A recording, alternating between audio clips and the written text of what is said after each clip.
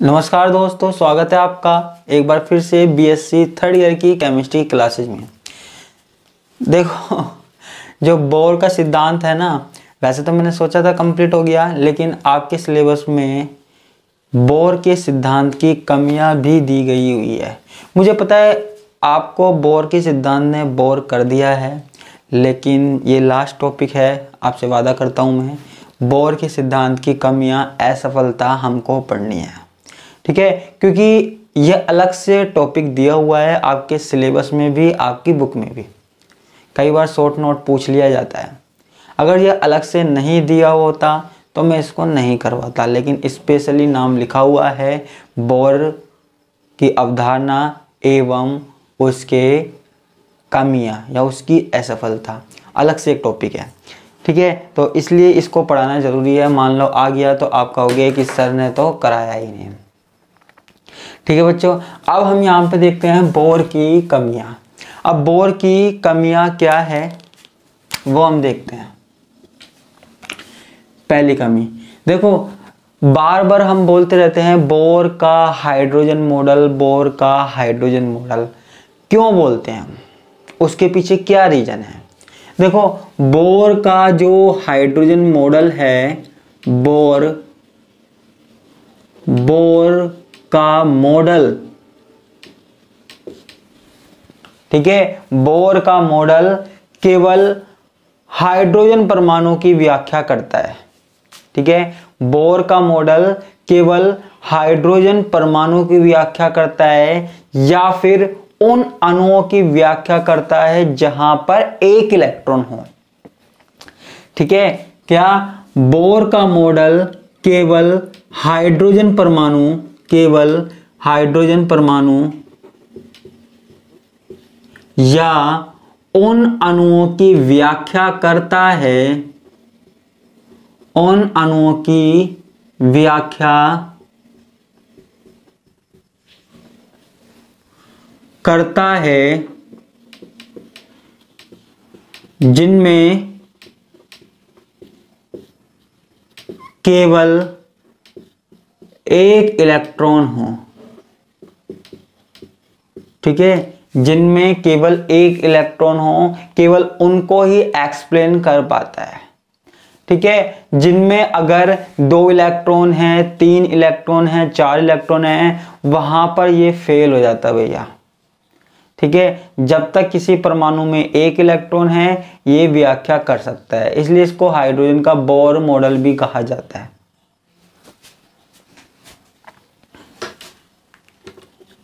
जहां, या फिर ऐसे बोल सकते हैं, बहु इलेक्ट्रॉन परमाणुओं की व्याख्या, बहु इलेक्ट्रॉन परमाणुओं की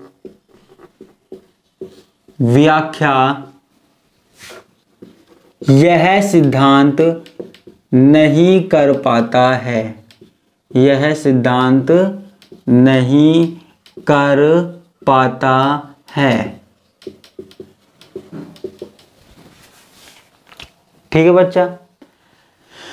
तो हमारे पास पहली कमी ये हो गई बोर के मॉडल की। अब बात करते हैं हम अगली कमी के बारे में, ठीक है। किसके बारे में? अगली कमी के बारे में। देखो, बोर ने हाइड्रोजन का जब मॉडल दिया था, बोर ने जब हाइड्रोजन का मॉडल दिया था, वहां पे उसने सिंगल लाइन देखी थी। वहां पे जो उसको स्पेक्ट्रम प्राप्त हो रहा था, वहां पे उसने सिंगल लाइन देखी थी। उसने बिल्कुल पतली सूक्ष्म लाइन देखी थी, है ना। जो स्पेक्ट्रम बनता है हमारे पास, उसकी बिल्कुल पतली लाइन थी, ठीक है। बोर ने क्या कहा कि जो स्पेक्ट्रम में रेखाएं हैं वो एकल हैं। वो क्या हैं? एकल हैं, ठीक है। मतलब आपके पास जैसे ये परमाणु हैं, एटम हैं, ठीक है। तो इसके अंदर बोर ने कहा कि ये एकल हैं, एकल लाइनें हैं। आप ये मान लीजिए ये क्या है? एकल लाइन है, एकल रेखाएं हैं। किससे पता लगा?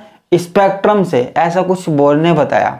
लेकिन इसके अंदर ये जो लाइन दिख रही है ना आपके, इसके अंदर भी छोटी छोटी लाइनें होती है, इसके अंदर छोटी छोटी लाइनें होती है, जिनको हम क्या बोलते हैं, SPDF।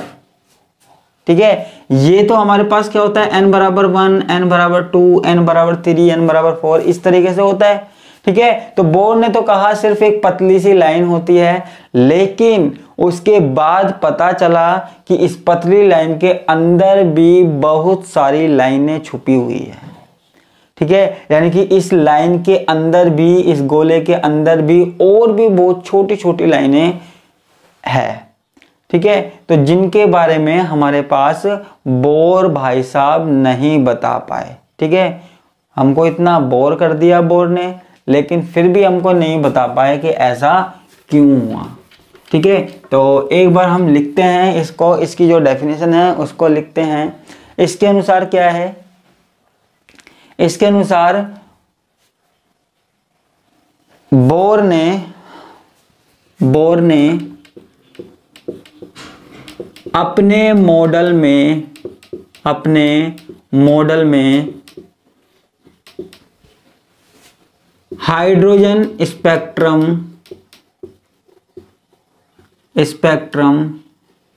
की जिन एकल रेखाओं के बारे में बात की थी, जिन एकल रेखाओं के बारे में बात की थी,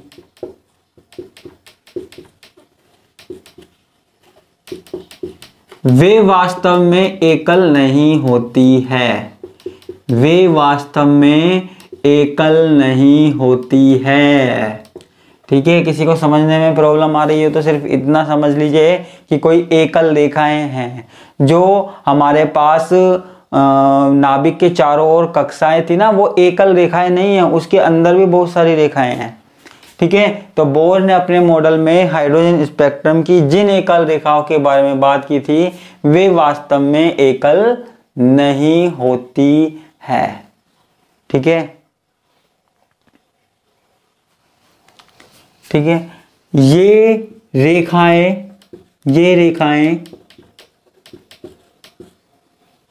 कई सूक्ष्म रेखाओं का समूह होती है, कई सूक्ष्म रेखाओं का समूह होती है।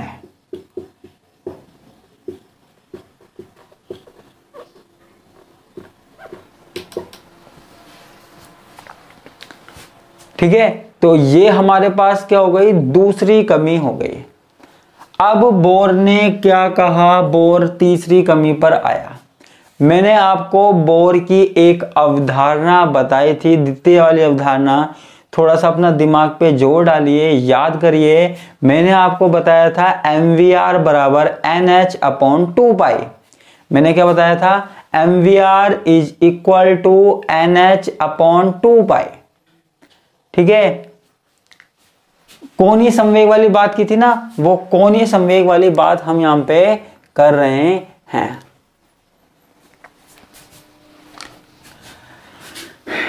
बोर की द्वितीय अवधारणा के अनुसार, बोर की द्वितीय अवधारणा के अनुसार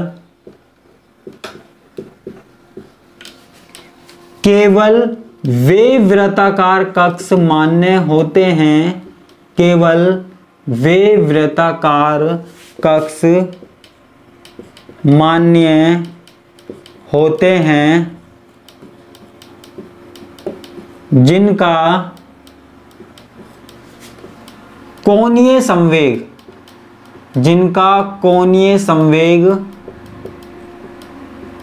NH/2π का गुणज होता है।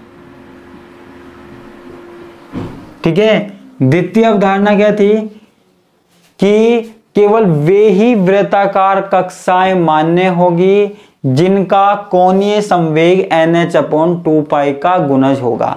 यह बोर की अवधारणा थी। चलो कोई बात नहीं, मान लिया। अब ये हुआ, कोई बात नहीं, लेकिन ऐसा क्यों होता है, कि वृत्ताकार कक्षाओं का कोणीय संवेग NH/2π का गुणज होता है। ऐसा क्यों होता है, इस बारे में हमको बोर सिद्धांत कुछ नहीं बता पाया। क्या? बोर सिद्धांत कुछ नहीं बता पाया। बोर ने कुछ भी इसके बारे में व्याख्या नहीं की। ठीक है, तो आगे हम बात करते हैं। बोर सिद्धांत इस बात को नहीं समझा पाया। बोर ने भैया इतना बोर कर दिया, लेकिन फिर भी कुछ बातों को समझा ही नहीं पाया, इतनी कमियां रख दी। क्या करे भैया, हमारी गलती थोड़ी है। जिनका कोई संवेग NH/2π का गुणज होता है, बोर सिद्धांत इस बात को, इसका स्पष्टीकरण नहीं दे पाया। ये तो बता दिया ऐसा होता है, लेकिन क्यों होता है, कैसे होता है, उसके बारे में कुछ नहीं बता पाया। बोर सिद्धांत इसका स्पष्टीकरण नहीं दे पाया।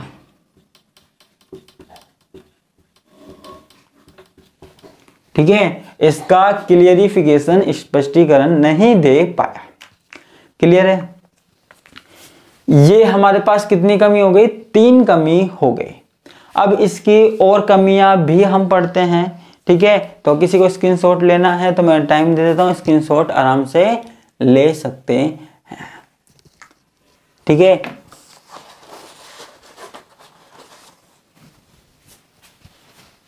जी मां, आगे चलते हैं ना।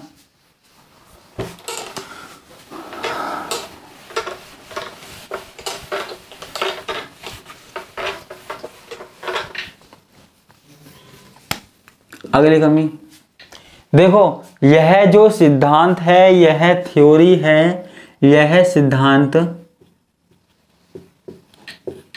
जीमान प्रभाव व स्टार्क प्रभाव को नहीं समझा पाया। स्टार्क प्रभाव को नहीं समझा पाया। ठीक है, 2 प्रभाव होते हैं, शायद आप में से कुछ ने पढ़े भी होंगे। ठीक है, एक तो जीमान प्रभाव, एक स्टार प्रभाव। किसी को भी नहीं समझा पाया बोर का सिद्धांत। अब आप पूछेंगे जीमान प्रभाव क्या है, स्टार प्रभाव क्या है। देखो, सबसे पहले मैं आपको बता दूं जीमान प्रभाव क्या है। जीमान प्रभाव में होता क्या है?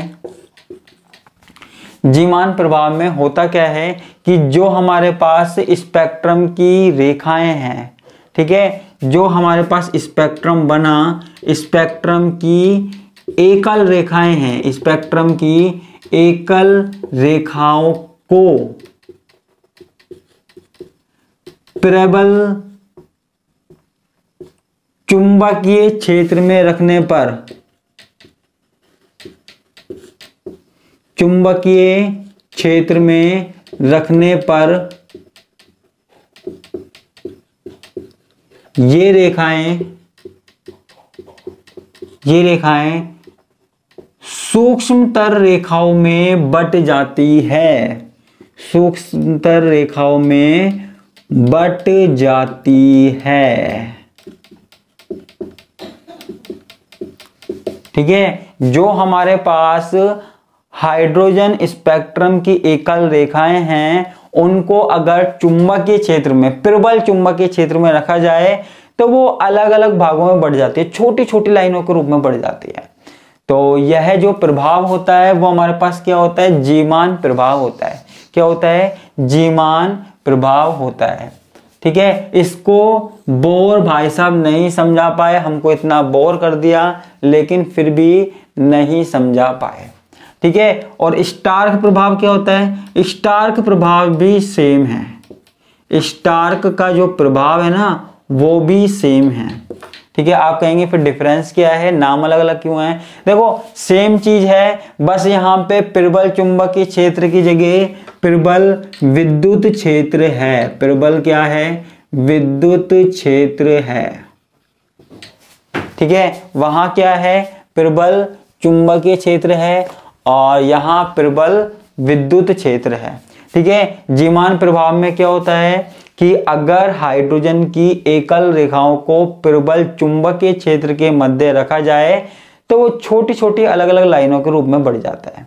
और स्टार्क प्रभाव क्या कहता है कि यदि लाइनों को क्या किया जाए, यदि लाइन को प्रबल विद्युत क्षेत्र से गुजारा जाए, प्रबल विद्युत क्षेत्र से गुजारा जाए तो वो छोटी छोटी लाइनों में बढ़ जाता है। दोनों चीजें एक ही है, लेकिन यहां हम बात कर रहे हैं प्रबल चुंबकीय क्षेत्र की और यहां स्टार्क प्रभाव में हम कर रहे हैं प्रबल विद्युतीय क्षेत्र की। तो इन दोनों प्रभावों को, जीमान प्रभाव और स्टार्क प्रभाव, दोनों को ही हमारे पास ये जो बोर भाई साहब है वो नहीं समझा पाए। बोर ने इसके बारे में कुछ भी नहीं समझा पाया। तो ये हमारे पास हो गई कमी। ये देखो मैंने आपको 4-5 क्लासों में ये पूरा करवाया बोर का हाइड्रोजन मॉडल, ताकि आपको ज़्यादा हैवी ना लगे, लेकिन फिर भी मैंने करवा दिया। इसके बाद हम बिल्कुल भी बात नहीं करेंगे इसके बारे में, बोर ने हमको बहुत बोर कर दिया। ठीक है, इसके बाद हम एक नया टॉपिक पढ़ेंगे अलग से, तो टेंशन लेने वाली बात नहीं है। आगे की बात हम करेंगे नेक्स्ट क्लास में। धन्यवाद, नमस्कार, बाय बाय।